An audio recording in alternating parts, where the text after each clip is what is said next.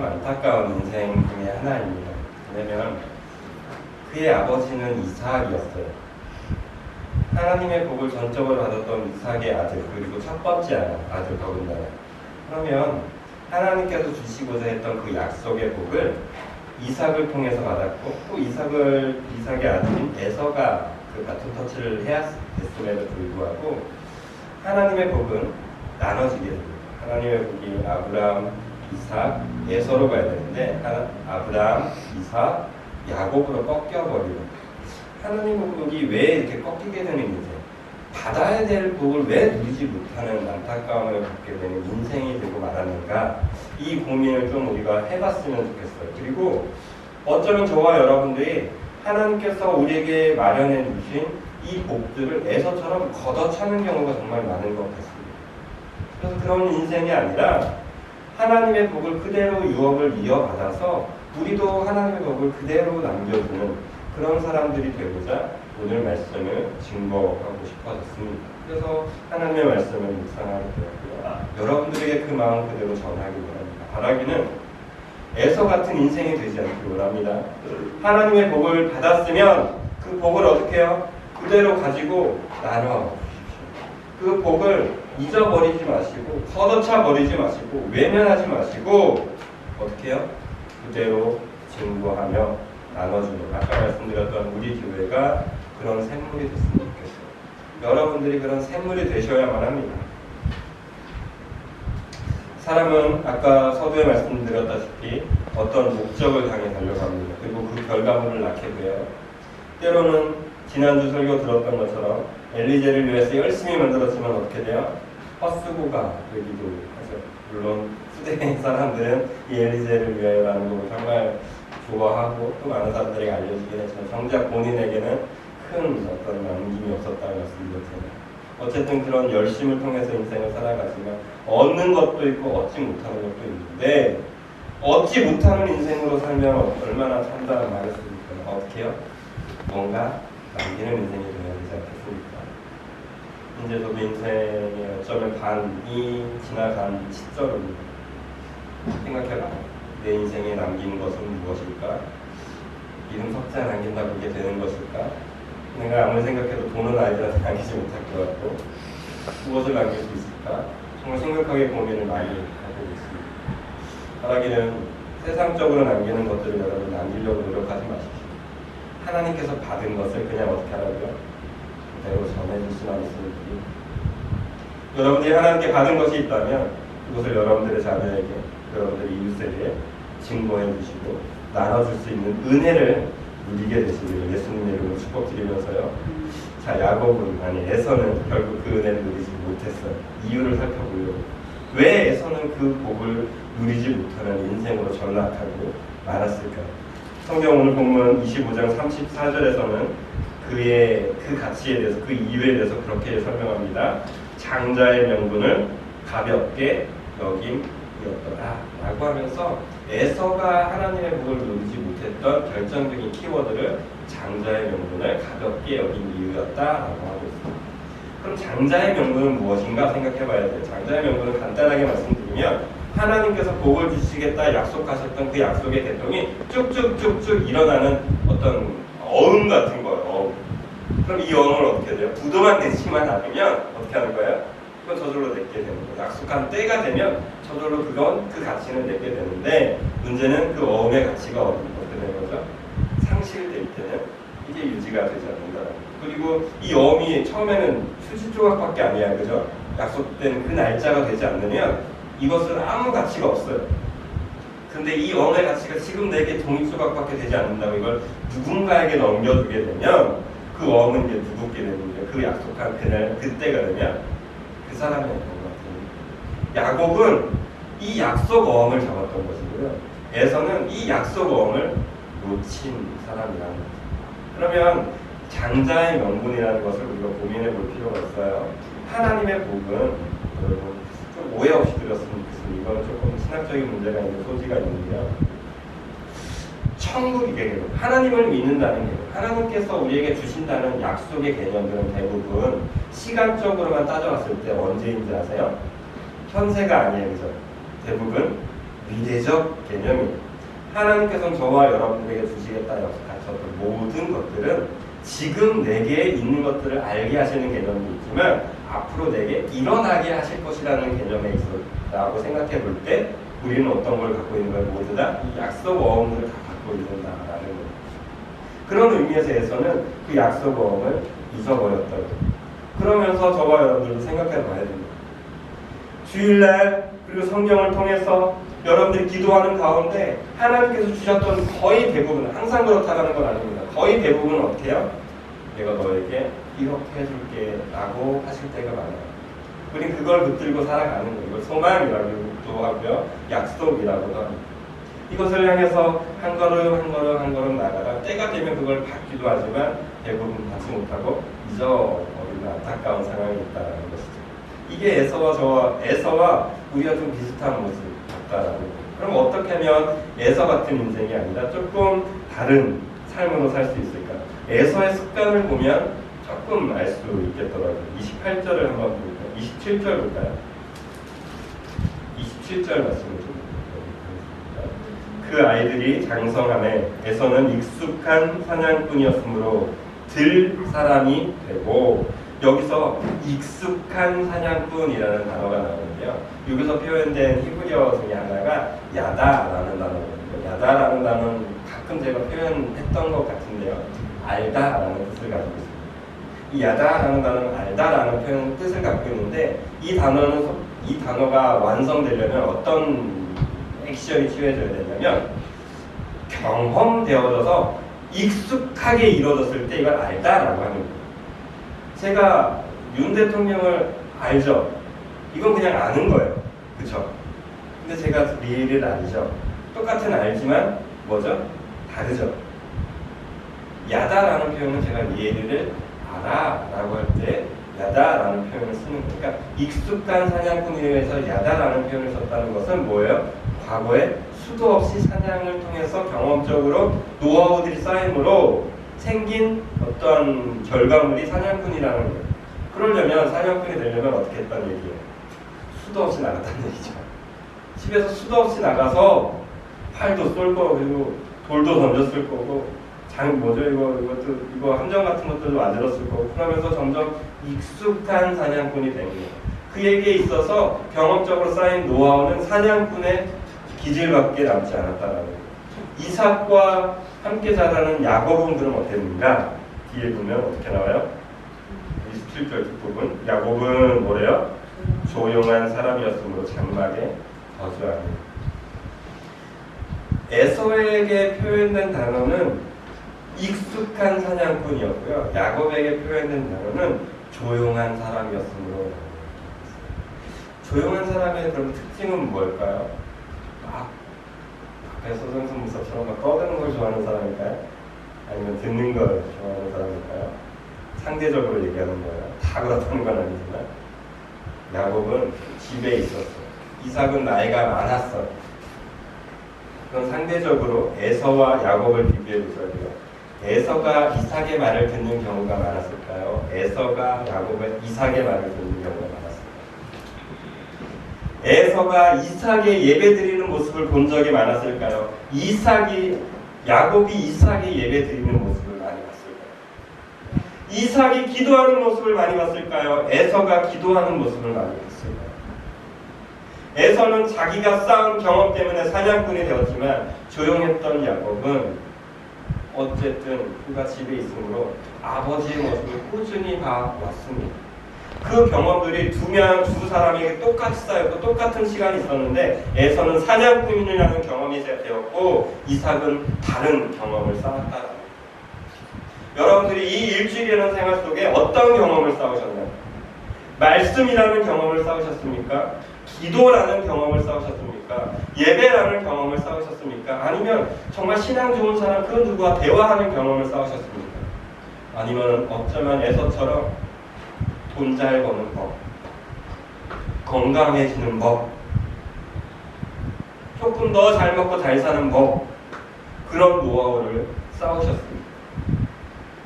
만약 에서처럼 세상적인 어떠한 것들을 위해서 여러분들이 경험을 쌓다 보면 여러분들에게는 어쩌면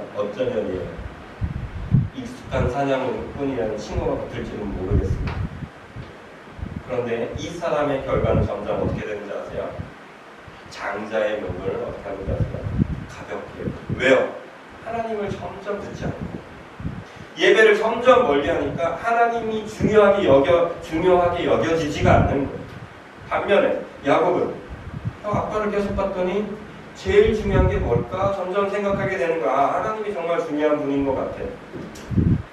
우리 아버지 보니까 되게 선행도 많이 하고 왜 저게 가능할 수 있을까? 기도. 사실 야곱과 에서가 태어날 때 이삭은 기도했거든요. 그리고 그 이후에 그가 그런 생활이 멈췄겠어요? 아니죠. 계속했을 거예요. 여러분들이 기도를 한두 번 하다가 말겠지만 이삭은 그렇지 않았다고. 그 모습을 본 야곱은 하나님을 중하게 여길 수 있는 믿음이 생겼을 것입니다. 그래서 야곱은 생각했을 거예요. 정말 인생에 중요한 건 하나님의 복을 누리는 거구나 생각하게 되었고 그의 인생에 어쩌면 수치스러운 이 장면이 드디어 펼쳐지게 됩니다. 때가 어느 정도 지났던 것 같아요. 청소년기를 지났을 때쯤 익숙한 사냥꾼이라는 소리를 들을 때쯤이라면 상당히 기간이 지났겠죠. 어느 날 야곱은 죽을 맛있게 끓이고 있었습니다. 그런데 형 에서가 처음 어발시에서 사냥했던 뭘 들고 왔겠지. 오랜 시간 사냥을 하다가 돌아왔으니 배가 얼마나 고팠겠습니까? 그런데 집에서 어떤 냄새가 나요? 맛있는 냄새가 풍기기 시작해요. 그 냄새를 맡고 주방에 가봤더니 뭐가 있어요? 맛있는 죽이 있어요. 근데 얄밉게 동생 야곱이 안 주는 거야. 말이 등질이 막 나겠죠. 평소 같았으면 힘도 셌을 테니까 내놔 했겠지만 둘 다 어느 정도 장성했기 때문에 그럼 힘으로 압도할 정도는 아니었던 것 같아요. 어쨌든 에서가 좀 달라. 그럼 형이 갖고 있는 장자의 명분을 나에게 줘 라고 합니다. 여러분 같으면 지금 생각해보면 그걸 가볍게 여길 수밖에 없지 않나요? 여러분? 뭐 형제가 얘기하는 거예요. 내가 앞으로 형 할게. 비엘이가 하빈이한테 얘기하는 거예요. 내가 앞으로 내가 형이야. 형이 가져야 될 특권 같은 거 내가 누릴 거야. 그것도 아빠도 엄마도 없어요. 둘이 있어요. 그럼 어떻게 하면 돼요, 형은? 어차피 변하는 건 없어요. 말로만 형이라고 해도 변하는 거 하나도 없거든요. 지금 그러고 있는 거예요. 그러니까 형 예서가 생각하는 거죠. 장자의 명분, 지금 너가 나밖에 없는데 그게 뭐가 그렇게 중요하다고. 얘 눈앞에 뭐가 있는 거야? 먹을 게 지금 눈앞에 있는 게 중요하지. 그리고 더군다나 장자의 명분은 네가 가진다고 해서 가져지는 것도 아닌데 그러니까 어떻게 하는 거야? 그걸 스리슬쩍 넘겨서 빠지고 그러자. 빨리 마시는 거 내가. 지금 에서의 입장에서는 어떤 거예요? 보이지도 않는 거. 사실 뺏기지도 않는 거거든요. 없는 걸 뺏긴 거예요. 없는 걸. 손에 잡히지도 않는 걸 뺏긴 거니까 뺏기지도 않는 거예요. 에서 입장에서. 그걸 줬고요. 반면에 야곱의 입장에서는 어떤 거예요? 열심히 주고 썼는데 어떻게 된 거예요? 뺏긴 거예요. 얻은 거는 없어요. 그런데 이 두 사람의 인생은 이 이후에 완전 뒤바뀌어요. 에서가 이삭의 사랑을 받고 있었지만 이삭이 그래서 축복하고 싶었지만 이 축복권이 누구에게 돌아가요? 야곱에게 돌아갔어요. 이 놀라운 이 이상스러운 행동이 왜 이런 결과가 왜 일어났겠습니까? 저는 믿습니다. 하나님을 향한 갈망이 있는 사람들에게는 없던 복도 하나님께서 허락하십니다. 물론 그것을 또 저는 믿어요. 그것 또한 하나님께서 얘기하신 것이다. 그런데 우리가 좀 경각심을 갖고자 하는 건 그거예요. 하나님이 우리에게 준 것조차도 뺏기는 에서 같은 사람은 되지 말아야 될 거다. 야곱이야 그런 갈망이 있었으니까 그런 열정이 있었고 하나님에 대한 사랑이 있었으니까 얻었다고 치자고요. 우리는 그 정도는 아니라고 치자고요. 그런데 적어도 어떤 사람은 되지 말자고요. 에서처럼 준 것조차 뺏기는 사람은 되지 말자고요. 이게 포인트라고요. 그러려면 이게 꼭 있어야 돼요. 첫 번째는요. 정말 중요한 것을 여길 수 있는 마음이 있어요. 에서는 장자의 명분이 중요한 것은 알았을 거예요. 그죠? 이게 중요하지 않다는 걸 누가 모르겠어요. 아빠 맨날 예배 같이 드렸는데 하나님의 축복권이 중요하지 않다는 걸 왜 모르겠어요. 그런데 이걸 순간적으로 눈에 보이는 뭐 때문에요? 밥 한 그릇 때문에 맛있어 보이는 그 죽 한 그릇 때문에 이 가치보다 이 가치가 더 크게 여겨졌던 거예요. 그래서 잠깐 포기한 거예요. 진짜 중요한 가치는 절대 포기하지 않아야 돼요. 여러분 인생에, 여러분 집에 다이아몬드가 주먹만한 게 있다고 생각해요. 여러분 진짜 있다고 생각해 보세요. 이렇게 생각해 볼까요? 로또 이번 주 24억을 맞았어요. 벌써 미소가 올라가 있죠. 근데 그 쪽지가 지금 집에 있어요. 그럼 지금 예배 시간에 안 행복, 돈은 다른 아니지만, 그죠? 난 부족한 게 없어, 그죠? 누가 돈 빌려달라. 알았어. 웃으면서 주지. 나 사업할 때, 알았어. 내가 빌려줄게. 하면서 주지. 왜요? 집에만 가면 그게 있습니다. 근데 그 집에 도둑이 들었대요. 여러분 어떻게 하시겠습니까? 지금 당장 예배 멈추고 어떻게 해야 돼요? 가야죠. 그 도둑 잡으러. 왜요? 거기 정말 중요한 가치가 있습니다. 근데 저와 여러분들은 어떻게 하고 있는지 아세요? 도둑이 들었다라고 하는데 그럴 리가 없어. 우리 집이 어떤 집인데. 에이 그럴 리가 없어. 우리 집도 아무도 그동안 안 왔어. 도둑이 우리 집에 왜 와? 이러면서 그냥 편하게 있다니까요. 아니에요 여러분. 성경에서는 저와 여러분들에게 주어졌던 그 복을 사단 마귀는 어떻게 하고 있다고 하는지 아세요?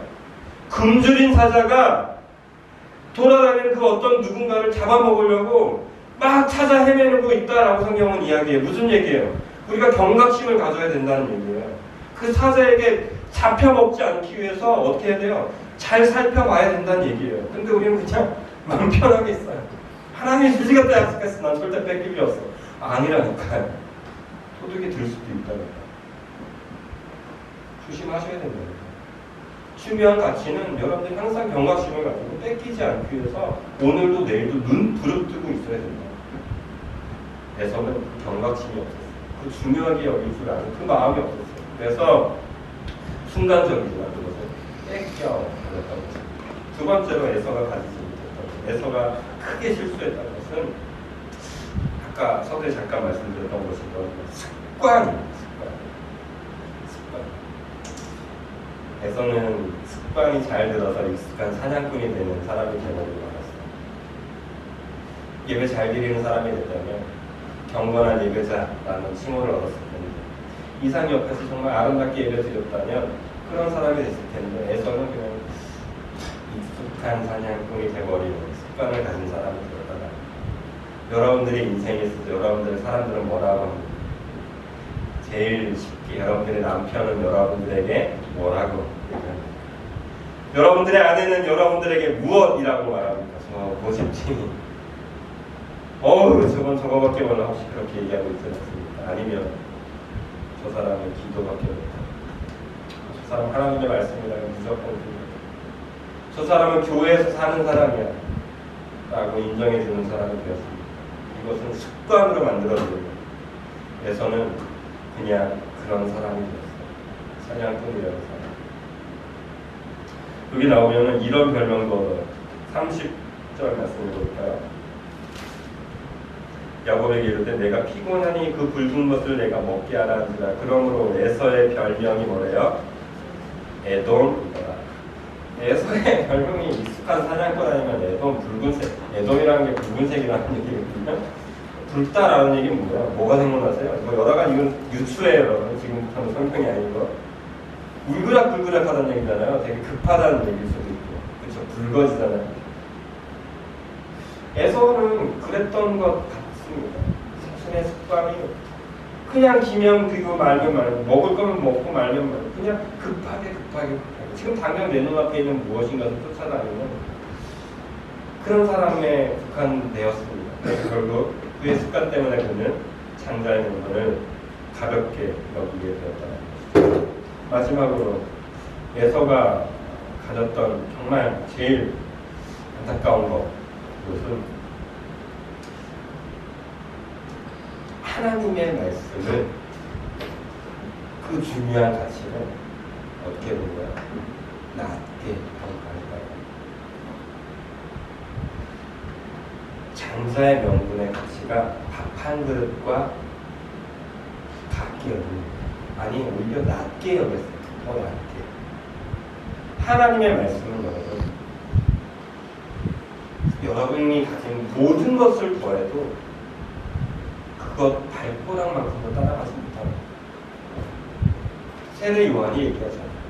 예수님이 등장했을 때 예수님에 대해서 나는 그 신들면 그 신 내는 것조차도 감당을 못할 존재라고 얘기하잖아요. 말씀 자체가 오신 거예요. 근데 우리는 하나님의 말씀을 듣고 주일날 여러분들에게 분명히 말씀드리잖아요. 양보해야 된다고 말씀을 드리잖아요. 남편 사랑해야 된다고 말씀을 드리잖아요. 용서하시라고 말씀드리잖아요. 그런데 우리는 어떻게 하는지 아세요? 내 상황이 더 중요해요. 지금 내 환경이 더 중요해요. 그래서 말씀을 더 낮게 해요. 우리가 에서처럼 장자의 명분을 팔지 않는 것처럼 보일지 몰라도 사실 우리는 오늘도 내일도 이미 그동안 수도 없이 장자의 명분을 파는 행위를 하고 있었습니다. 그러므로 우리는 에서처럼 어쩌면 그 에서가 받은 것을 걷어차고 있었는지 모르겠습니다. 그렇다면 우리 이런 결론을 내려도 에서처럼 살지 말아야지. 그렇죠? 이제는 좀 달라야지. 이렇게 결론을 내리셔야만 합니다. 마태복음 말씀을 가지고 좀 결론을 나갔습니다. 마태복음 13장. 마태복음 13장에는요. 천국의 비유에 대해서 특별히 씨 뿌리는 자의 비유가 나오는데 네 가지 맛이 나와요. 기억나시죠? 첫 번째 맛 뭐죠? 밀가. 두 번째는 뭐죠? 돌밭, 또 가시덤불, 또 뭐예요? 좋은 땅. 이 네 가지 맛이 나와요. 근데 제가 이번 말씀을 생각하면서 곰곰이 생각해봤어요. 예전에는 25%라고 생각했어요. 좋은 밭. 그래서 적어도 4명 중에 1명은 우리 교인 중에 4명 중에 1명은 좋은 밭이다 이런 생각을 가지고 살았어요. 근데 이번에 말씀을 묵상하다가 크게 실수해요. 아, 내가 정말 잘못 봤구나 생각했어요. 그건 뭐냐면 길가도 돌밭도 가시덤불도 좋은 땅도 다 밭이더라고요. 씨를 품을 수 있는 밭이더라고요. 이 생각이 들었어요. 근데 다만 길가는 뭐가 안 된 거예요? 아직 뒤집어 엎은 밭이 되지 않은 거예요. 분명 씨앗이 자랄 수 있어요. 근데 뒤집어 엎지 않았을 뿐이에요. 돌밭은 어때요? 돌을 아직 치우지 않았을 뿐인 거예요. 가시덤불 밭은요. 아직 가시덤불을 해치지 않은 것일 뿐인 거예요. 좋은 밭은요. 그 모든 작업을 했을 뿐인 거예요. 사실은 네 밭 모두 다 생명을 온전히 품을 수 있는 거예요. 어떻게 하면 된다는 얘기예요? 네 밭 모두 다 갈아엎으면 된다는 얘기예요. 좀 쉽게. 관리기 가지고 트랙터 가지고 그냥 지나가면 돼요. 밭을 뒤엎어 버리면 돼요. 그럼 어떻게 돼요? 좋은 땅이 되더라고요. 에서가 지금이라도 뒤엎었어야 돼요. 아니 하나님께서 이삭을 통해서 야곱의 축복이 내려졌을 때 그때라도 어떻게 했어야 돼요? 뒤집어 엎었어야 돼요. 이제라도 내가 회개해야지라고 하면서 뒤집어 엎었어야 돼요. 뒤집어 엎어서 다시 하나님의 복을 간구하는 사람이 됐으면 에서는 그대로 그 은혜가 통하는 사람이 되었을 거예요. 그런데 에서는 그러지 않았다. 저 왼수 야곱 죽이러 가요. 쫓아가는 인생이 됐다는 거예요. 그렇게 인생을 허비했다는 거예요. 그러니까 결국 그 인생은 에돔 사람이 되버렸어요. 저와 여러분들은 마태복음 13장에 나와 있는 이 씨 뿌리는 자의 비유를 좀 잘 들었으면 좋겠어요. 23절에서는 이렇게 표현해요. 좋은 땅에 뿌려졌다는 말씀을 자는 것은 말씀을 듣고 깨달은 자니 결실하여 어떤 것은 100배, 어떤 것은 60배, 어떤 것은 30배가 되느니라 하시더라. 깨닫는 자는요, 내 밭을 뒤엎어야 합니다. 뒤엎어서 좋은 땅이 되면 씨앗은 누가 심는 거예요? 하나님이 심는 거예요. 심으셨으면 어떻게 되는 거예요? 죽지 않는다니까. 내가 뒤엎어 버리면 그 가시덤불이 죽어버리니까 돌밭이 다 헹궈져 버리니까 딱딱했던 땅이 좋은 밭이 되니까 결실을 맺는 밭, 내가 되는 거예요. 오늘 저와 여러분들이 해야 될 건 이거예요. 뒤엎으십시오. 에서처럼 그런 인생을 끝나는 게 아니라 하나님이 내게 주신 복이 있다고 믿어지시나요? 그러면 오늘 뒤집어 버리세요. 그동안 내가 가졌던 잘못된 습관들 뒤집어 버리십시오. 내가 더 중요하게 생각했던 것들 다 뒤집어 엎어 버리세요. 그러면 내 땅으로 좋은 땅이 되도록 하나님의 말씀이 오늘 떨어지면 어떻게 되는 거예요? 좋은 결실 100배부터 시작해서 30배까지 최소한 30배 이 놀라운 결실이 저와 여러분들에게 펼쳐질 줄로 믿습니다. 이 찬양을 생각할 수밖에 없었던 것 같아요. 어저께나 오늘이나 라는 찬양인데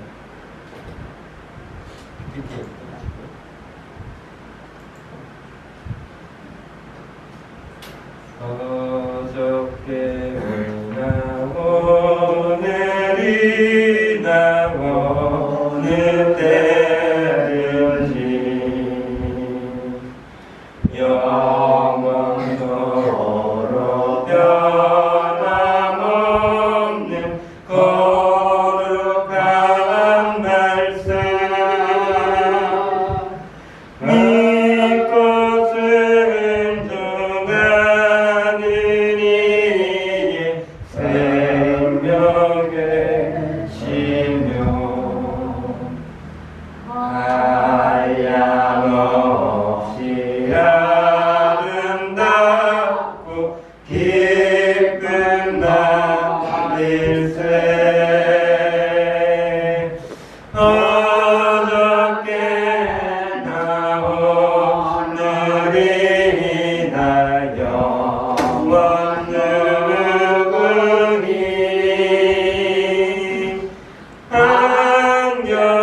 한결같은 주 예수께 찬양합니다. 세상 지나고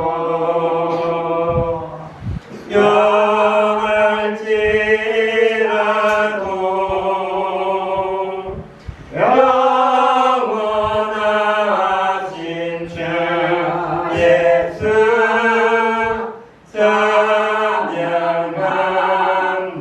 찬양합니다. 이 찬양 중에 계속 여러분 집에 가서 이번 한 주 좀 많이 들어봤으면 좋겠고요. 많이 좀 불렀으면 좋겠습니다. 저는 특별히 3절과 4절 때문에 혼자 많이 울었어요. 읽어줄게요. 허물 많은 베드로를 용서하시고 의심 많은 도마에게 확신 주시고 사랑하는 그의 제자 가슴에 안고 부드러운 사랑으로 품어 주셨습니다. 또 4절 엠마오로 행하시던 주님 오늘도 한결같이 우리 곁에 함께 계시고 우리들을 영접하러 다시 오실 때 변함없는 영광의 주 친히 배우리. 이 두 3, 4절 때문에 제가 계속 기타 치면서 울면서 했었습니다. 특별히 금요일날 많이 그랬는데 여러분들은 분명히 오늘 이번 주도 그렇게 사셨을 거예요. 넘어지셨고 에서처럼 장사의 명분을 너무 가볍게 여겨서 그 하나님께 주신 그 복들을 다 빼앗기는 인생으로 사셨을지도 모르겠습니다. 그런데 그런 인생에게도 하나님께서 어떻게 해요? 또 다가오셔서 또 말씀해 주세요. 그래서 영원하신 하나님의 말씀을 붙들고 살아갈 수 있게 하십니다. 세상은 계속 지나갈 거예요. 우리는 계속 넘어질 거예요. 변할지라도 우리가 잊지 말아야 될 것은 영원하신 그 하나님의 사랑. 오늘도 내일도 계속 다가와서 하나님의 말씀을 듣게 하시고 그 말씀대로 살아가게 하시는 그 하나님을 바라보시기 위해서라도 오늘 우리 마음을 좀 뒤집으셔서 내 밭이 좋은 땅이 되게 하도록 좋은 땅이 되도록 우리가 좀 하나님께 나아가는 그런 결단을 우리가 했으면 좋겠습니다. 기도할 텐데요.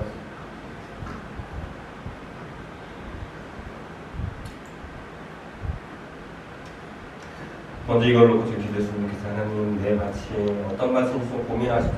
내 밭이 길가에 같은 밭이었습니까? 하나님 말씀을 아무리 들어도 전혀 잘하지 않는 것만 같습니까? 내 밭이 어떤 밭인지 깨닫게 해달라고 좀 기도하십시오. 내가 혹시 돌밭은 아닌가요?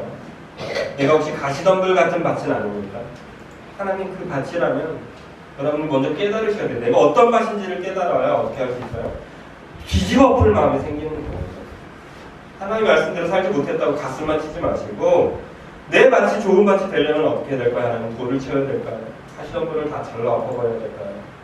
없기 위해서 여러분들이 내가 어떤 밭인지 하나님 깨닫게 달라고 기도하시고요. 하나님 지금 나 뒤집어 풀게요.